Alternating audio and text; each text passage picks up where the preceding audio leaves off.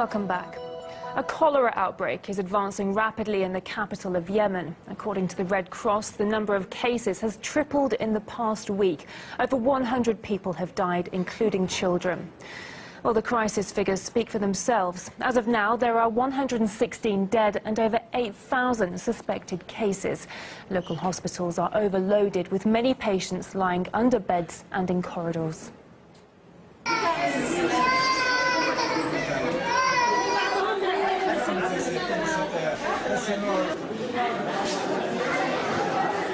I saw, especially in Al Sabain hospital, a hospital that is completely overwhelmed with cholera cases. There were up to 4 patients in one single bed, and there are people that were in the garden and even some sitting in their cars with the IV drip hanging from the window. So really a very serious situation. Well, the cholera outbreak only adds to Yemen's agony, a country facing a famine.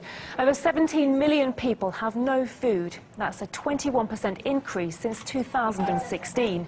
More than 2 million children are acutely malnourished, with 462,000 children suffering from severe acute malnutrition. According to the UN, a Yemeni child dies every 10 minutes. We spoke to Idris Jazari, a UN special reporter. He told us that aid is available for Yemen, but the relentless fighting makes it extremely difficult to get food and medicine into the country. The priority, of course, is to facilitate access of vital foods and medicines.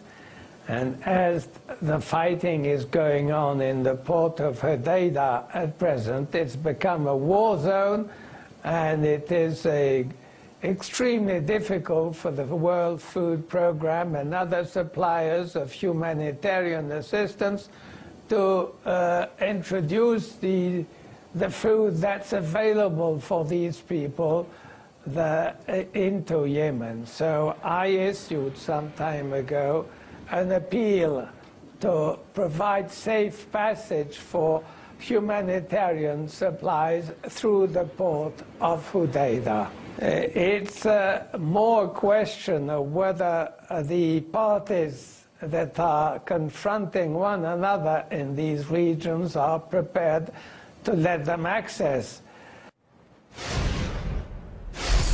A family of Scottish farmers is devastated as a major film company has set its sights on the land they've worked on for over a century. RT's Daniel Hawkins explains.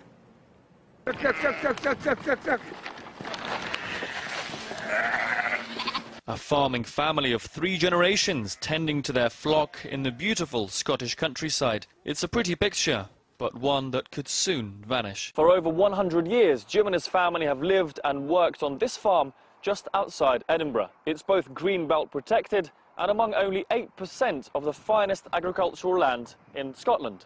But under new proposals, 60 acres of Jim's land is set to disappear and make way for a brand new £250 million international film studio. This is not the right location. There is alternatives out there. We've been living in turmoil for the last 3 years. It can't be sustained any longer.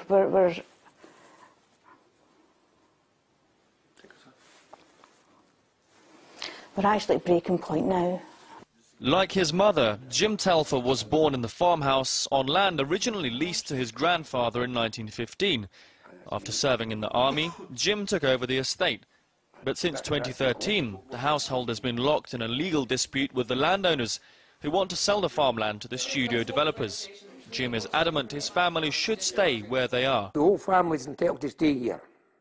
My family is entitled to follow me. I says, see these pictures in the wall? That's my grandchildren. I says, how can I tell them not to come back?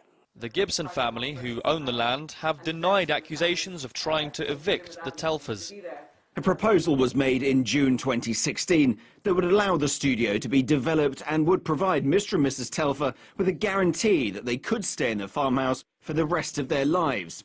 In addition, we would also provide very substantial financial compensation to the tenants.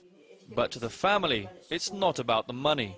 The money is irrelevant. At the end of the day, we need to look after prime agricultural land. We can't carry on concreting over prime agricultural land when there is so little left. Jim's got the backing of many locals who say the farm is at the centre of the community and an example to others. We should be holding on to what we have in terms of legacy, people, land. So if we lose this to a major development like the film studios, we're losing not just this place, but we're undermining our bigger vision, both in this area but across Scotland. The Telfers could face a lengthy and complex legal case to stay on the farm. Whatever the outcome, Jim's story has become a symbol of the fight so many in the farming community face in holding on to their legacy. Daniel Hawkins, RT, Edinburgh.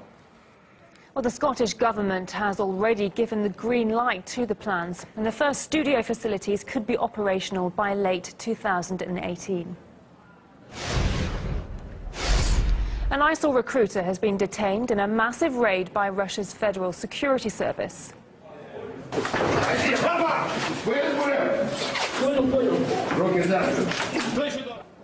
The FSB added the detainee had been spreading radical Islamic views, recruiting citizens in the Volga Federal District, and was in charge of sending people to Syria to fight for Islamic State.